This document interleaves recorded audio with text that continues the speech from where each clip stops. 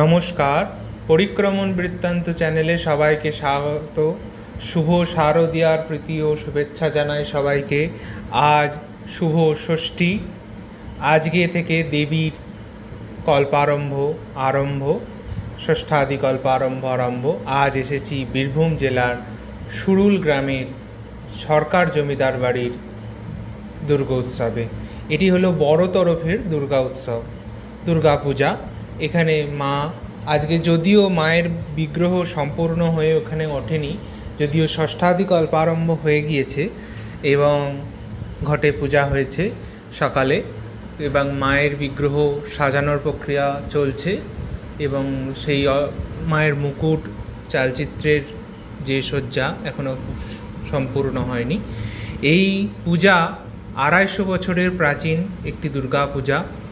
এখানে জমিদার বংশের একটি পূজা। এনারা একটা সময় এখানে পূজা শুরু করেছিলেন, পরবর্তীকালে আজও তার বংশকথরগণ সেই পূজাকে চালিয়ে চলেছেন।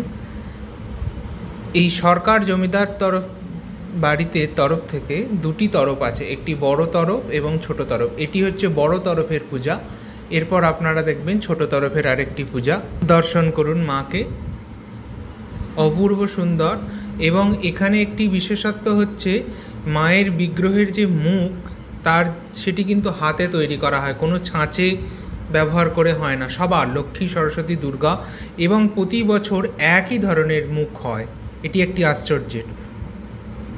নমস্কার, এবার দর্শন করুন সুরুর সরকারদের ছোট তরফের পুজো। এই পাশেই রয়েছে বড় তরফের বাড়ির, একদম পাশেই রয়েছে ছোট তরফের দুর্গোৎসব।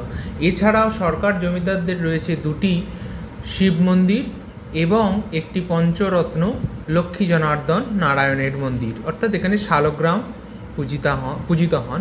এছাড়াও রয়েছে দুটি শিব মন্দির, অপূর্ব সুন্দর কারুকার্যমণ্ডিত সেই মন্দিরগুলি।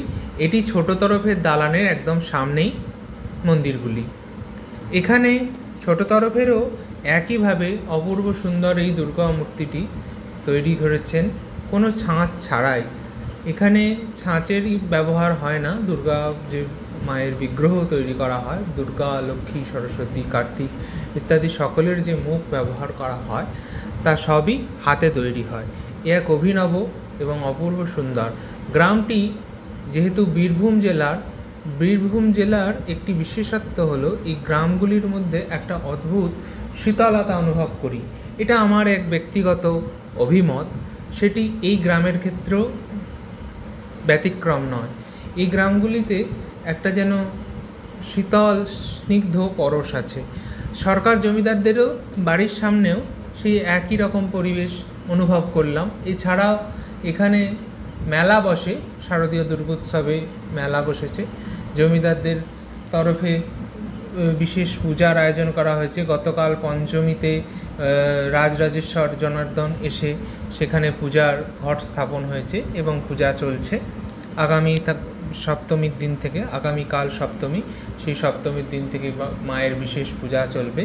আপনারা দর্শন করুন। এটি বোলপুর স্টেশন থেকে অনতি দূরেই, টোটোতে এখানে আসা যায়, খুব বেশি দূর নয়। সুরুল জমিদার বাড়ি আপনারা দর্শন করুন এবং পরিক্রমণ বৃত্তান্তের পেজে আপনাদের নতুন নতুন শারদীয় দুর্গোৎসবের আরও ভিডিও পাওয়ার জন্য আপনারা বেল আইকনটি প্রেস করুন এবং সাথে থাকুন, দর্শন করুন। শুভ শারদীয়ার প্রীতি ও শুভেচ্ছা জানাই সবাইকে। সবাই ভালো থাকবেন, সুস্থ থাকবেন, দুর্গোৎসব সবার আনন্দে কাটুক। জয় মা দুর্গা। দর্শন করুন সুরুল সরকার বাড়ি।